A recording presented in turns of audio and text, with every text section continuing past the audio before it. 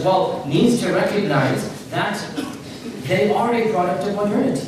That the fact of the matter is Salafism as it exists today is not the Salafism of even 200 years ago. Imam al-Shawkani, whom they consider to be a Salafi, did not have the same type of Salafism. Al-San'ani, even Ibn Taymiyyah, each one has a different manifestation of things that are same and things that are different. There is no such thing as a Platonic universal, I say. There's no such thing as an abstract reality. There's only the reality that we live. And so Salafis, Deobandis, Ash'aris, they are not some abstract reality. They exist tangible in real life, and you see them as they are. And in my humble opinion, the Salafi movement has many positives, and we should embrace these positives. And of those positives is the purity of its creed, the primacy of the sacred text, the encouragement of critical thinking, the avoidance of superstitious, if you like, rituals and over-exaltation of saints, an emphasis on hadith authentication, an emphasis overall on knowledge. All of these are great aspects of Salafism. But Salafism also has some negatives as well. And that is, in my humble opinion, one of the greatest negatives is that it has taken issues of theology, abstract issues of theology, and made them the ultimate goal over and above actual religiosity.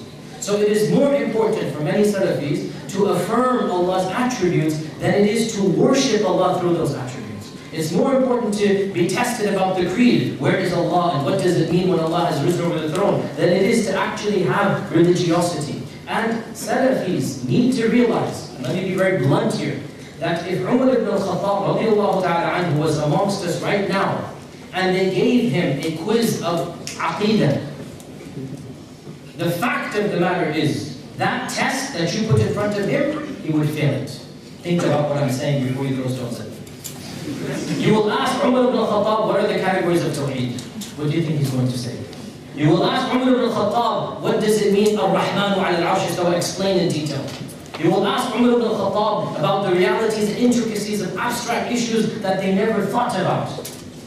You will ask Umar ibn al-Khattab even about basic issues of fiqh that we are memorizing in our textbooks, right? What are the nawaqid al-wudu? What are the nawaqid of this? What are this? What are the shurut al-wudu? What are the shurut of salah? The Sahaba did not think in these ways.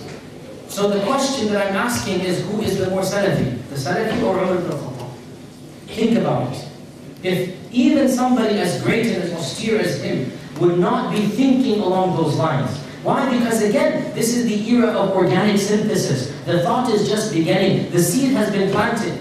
Wallahi, Umar ibn al-Khattab is billion, I can't even put a number better than me and you. We know this. And yet, a Deobandi, a Salafi, an Ash'ari, anybody were to quiz him, a first-year exam from Darul Ulum, from Medina, from Azhar, from any institution, he would fail in every single subject. Think about it. What does that mean then about the realities of these movements? Our movements are a product of modernity. Our movements have been developed because of certain contexts. And the problem comes when we have this naive assumption that the movement as it exists today is exactly what they themselves would have done. No, that's the problem. So what this leads to is arrogance. And this is another major problem in my opinion of the Salafi da'wah. And that is this assumption that we are right in what we do, in everything that we do. And if anybody disagrees with us, they're absolutely wrong. And I disagree with this attitude. Every movement, do you really think that the Deobandis don't want to come closer to Allah and follow the Sunnah of the Messenger?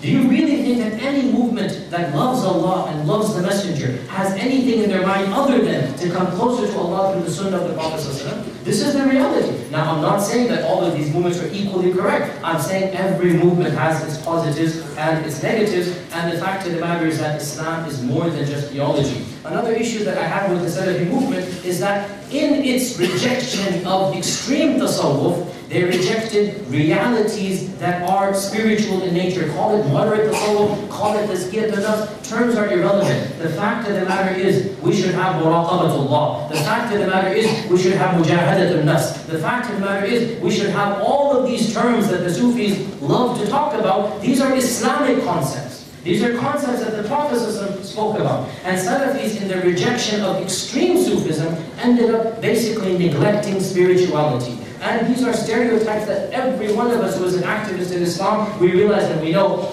And that is that, by and large, Salafism is not about spirituality. And this is a mistake, because Islam is about spirituality. by and large, Salafism does not